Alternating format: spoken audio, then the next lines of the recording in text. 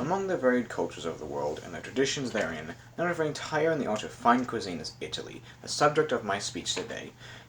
And that is the subject of my speech today, discussing the different kinds of Italian cuisine, the cuisine from the home of my ancestors, and that their as well as their meaning, their significance, and their nutritional benefits. As is said, breakfast is the most important meal of the day, so let's start with that, shall we? To start off, we have the frittata. Frittata, which is derived from the Italian verb frigere or to fry, connotes the simplicity and pleasure of cucina povera, the humble cuisine. Egg is the main ingredient, but of course, eggs are just the beginning. The most distinctive aspect of the Italian frittata, compared to similar preparations, is the creative and imaginative use of all kinds of ingredients, which can include mixtures of all sorts of meats, vegetables, and cheese. One can also include leftover pasta, possibly with sauce. Due to its mixture of ingredients, it comes packed full of protein, nutrients, and helps better one's ability to focus because of the eggs, as well as cafet with potentially milk typically served with it.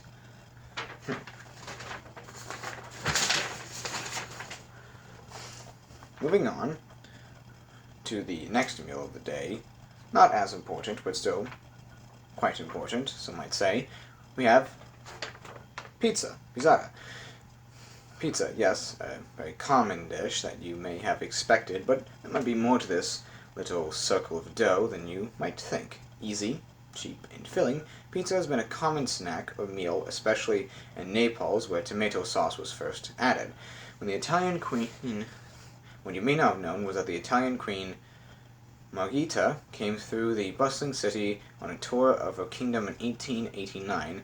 She asked to try this dish that she saw so many of her subjects eating. A local entrepreneur served her the now legendary combination of tomato sauce, mozzarella, and basil, creating more likely branding the pizza. Whether by coincidence or design, this specific type of pizza also displays the colors of the Italian flag. Today, there are essentially two types of pizza to choose from in Italy: Neapolitan-style pizza or Roman-style pizza. Though, to be honest, many delivery places exist that there is a happy medium between the two. Neapolitan style has a thick, fluffy crust. It tends to be a little smaller in diameter because the dough hasn't been rolled out as far and is more filling.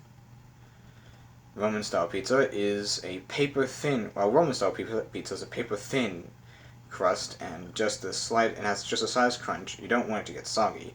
It's bigger in diameter, but typically lighter and less of a gluten bomb, and is designed for those who are traitorous scum. I'm just kidding. Dinner. As for dinner, we have Fione steak, with the addition of a glass of wine, if you wish. A Fiorentine T-bone steak covers all the characteristics of Italy's best dishes. A specific cut of meat from a specific cow prepared in a very specific way, all within the confines of a specific region. In this case, of the enormous region of Fiorentina. It is a T-bone steak cut thick, at least 5 centimeters, from the loin of a Chiana cow raised in Tuscany.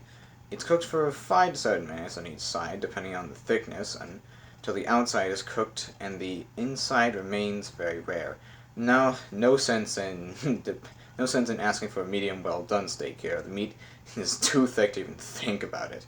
Despite all the dogma, there are some variations to the steak. For one, the meat isn't always from a China cow these days. Many Florentines are okay with the addition of new breeds, but others swear that the enormous size and muscle of the China makes for the best T-bone steaks.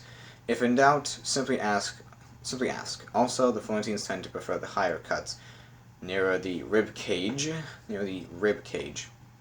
which contain the fillet known as biscatta nella costola. Whereas beyond Florentine Toscana, you'll likely get a biscatta nel fiato, a lower cut that tends to be more smooth and more melt in your mouth. But let's not get too fixated on talking about meat. or we'll be here all day, or at least I will. Let's move on to, for some, the best part of the meal, arguably, the dessert. A meal. Cose tanto de scegliere, gelato, tiramisu, budino. I suppose if I'm choosing one to recommend, it would be gelato. No trip to Italy is complete without gelato. If you're tempted to have a scoop or two or three a day, don't worry. It's totally normal to eat gelato on a regular basis in Italy, especially in the summer. Though gelato translates to ice cream, it's not quite the same. By law, gelato has far less butterfat than ice cream, about 4 to 8% compared to the 14% for ice cream in the United States. The low-fat content means that gelato is served a bit warmer and tends to melt in your mouth faster. It also intensifies the flavor and gives it a more velvety texture. Second, gelato has a much higher density. Regular ice cream has air and water added to increase volume and weight. Unfortunately, this addition also makes it less flavorful. Those heaping trays of wavy gelato might look pretty, but they've also been whipped to adding more air to the product. They want it to look good and taste good, but sometimes they get a bit more concerned about one than the other.